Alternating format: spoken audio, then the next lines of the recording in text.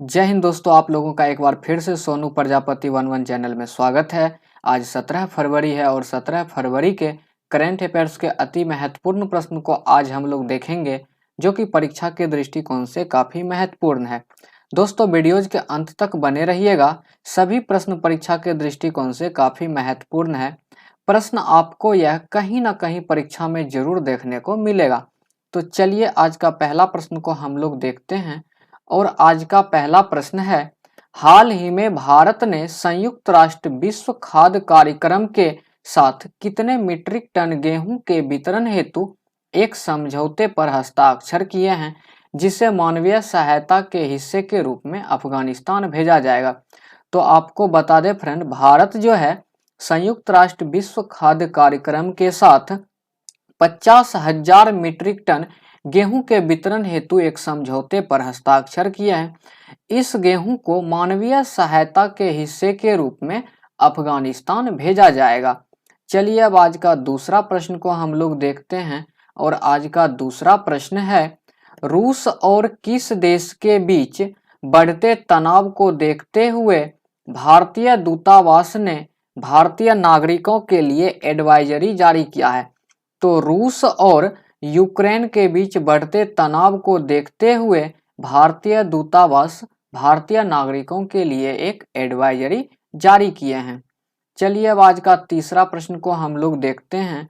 और आज का तीसरा प्रश्न महत्वपूर्ण है फ्रेंड, इसे आप लोग जरूर नोट कर लीजिएगा।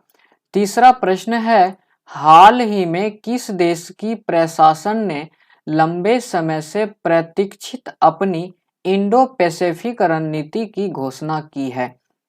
ध्यान दीजिएगा फ्रेंड, अमेरिका देश का प्रशासन जो है लंबे समय से प्रतीक्षित के बाद अपने इंडो पैसिफिक रणनीति की घोषणा किए हैं। चलिए अब आज का चौथा प्रश्न को हम लोग देखते हैं। और आज का चौथा प्रश्न, और यह काफी महत्वपूर्ण है, इसे भी आप लोग नोट कीजिएगा।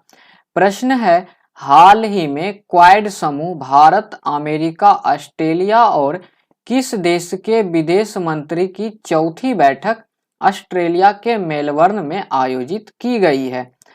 तो हाल ही में क्वाड समूह के जो भी देश हैं फ्रेंड, इन्होंने विदेश मंत्रियों की बैठक ऑस्ट्रेलिया के मेलबर्न में किए हैं, जिसमें भारत, अमेरिका, ऑस्ट्रेलिया और जापान देश शामिल है। इसे आप लोग याद रखिएगा। और इसका बैठक ऑस्ट्रेलिया के मेलबर्न में हुआ है, इसे भी आप लोग याद रखिएगा। और यदि आपसे पूछे कि क्वाड समूह के बीच एक युद्ध अभ्यास होता है, उस युद्ध अभ्यास का नाम है फ्रेंड्स मालाबार युद्ध अभ्यास, इसे भी आप लोग याद रखिएगा। चलिए अब आज का पांचवा प्रश्न को हम लोग देखते हैं। और आज का पांचवा प्रश्न है, ध्यान दीजिएगा, मेदाराम जात्रा भारत के किस राज्य में मनाए जाने वाला मेला है? ध्यान दीजिएगा फ्रेंड, तो मेदाराम जात्रा मेला जो है भारत के तेलंगाना राज्य में मनाए जाते हैं। यह मेला की यदि बात की जाए फ्रेंड, तो यह मेला कुंभ मेला के बाद भारत का दूसरा सबसे बड़ा मेला है। मेला का नाम है फ्रेंड मेदाराम जात्रा। और इस मेला को कोया आदिवासी समुदाय के द्वारा मनाया जाता है, इसे भी आप लोग याद रखिएगा। चलिए अब छठा प्रश्न को हम लोग देखते हैं। और आज का छठा प्रश्न है फ्रेंड, ध्यान दीजिएगा, हाल ही में किस देश ने आधिकारिक तौर पर कोआला को लुप्तप्राय प्रजाति के रूप में घोषित किया है? ध्यान दीजिएगा, तो कोआला को लुप्तप्राय प्रजाति के रूप में ऑस्ट्रेलिया देश घोषित किए हैं। चलिए अब सातवां प्रश्न को हम लोग देखते हैं। और आज का सातवां प्रश्न है फ्रेंड, ध्यान दीजिएगा, हाल ही में प्रकाशित एक शोध से पता चला है कि असम का किस राष्ट्रीय उद्यान जितना कार्बन अवशोषित करता है उससे कहीं अधिक उत्सर्जित कर रहा है? ध्यान दीजिएगा फ्रेंड, एक शोध से पता चला है कि असम का एक राष्ट्रीय उद्यान है, वो जितना कार्बन को अवशोषित करता है कहीं उससे ज्यादा वह कार्बन को उत्सर्जित कर रहा है। तो उस राष्ट्रीय उद्यान का नाम है काजीरंगा राष्ट्रीय उद्यान, इसे आप लोग याद रखिएगा। चलिए अब आज का आठवां प्रश्न को हम लोग देखते हैं। और आज का आठवां प्रश्न है फ्रेंड, वित्त मंत्रालय ने हाल ही में कृषि अवसंरचना विकास उपकर को 7.5% से घटाकर कितने प्रतिशत करने की घोषणा किए हैं। तो वित्त मंत्रालय जो है फ्रेंड कृषि अवसंरचना विकास उपकर को 7.5% से घटाकर 5% करने की घोषणा कर दिए हैं। चलिए अब आज का नवा प्रश्न को हम लोग देखते हैं और आज का नवा प्रश्न महत्वपूर्ण है, इसे आप लोग नोट कर लीजिएगा फ्रेंड। प्रश्न है, टर्किश एयरलाइंस के पूर्व अध्यक्ष इल्कर आईसी को किस भारतीय एयरलाइंस के एमडी और सीईओ के रूप में नियुक्त किए हैं। तो टर्किश एयरलाइंस के पूर्व अध्यक्ष इल्कर आईसी को एयर इंडिया एयरलाइंस के एमडी और सीईओ के रूप में नियुक्त किए गए हैं।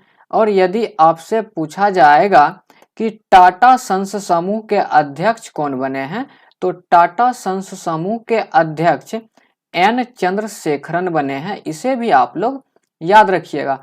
चलिए अब आज का 10वां प्रश्न को हम लोग देखते हैं फ्रेंड, आप लोग बने रहिएगा वीडियोज के अंत तक। आज का 10वां प्रश्न है, किस केंद्रीय मंत्रालय ने आजादी का अमृत महोत्सव के एक भाग के रूप में न्यू फ्रंटियर्स कार्यक्रम शुरू किया है। ध्यान दीजिएगा फ्रेंड, आजादी के अमृत महोत्सव के एक भाग के रूप में न्यू फ्रंटियर्स कार्यक्रम नवीन और नवीकरणीय ऊर्जा मंत्रालय के द्वारा शुरू किया गया है।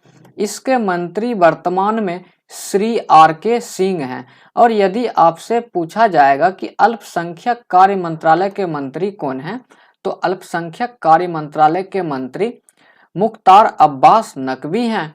और जल शक्ति मंत्रालय के मंत्री गजेंद्र सिंह शेखावत है फ्रेंड।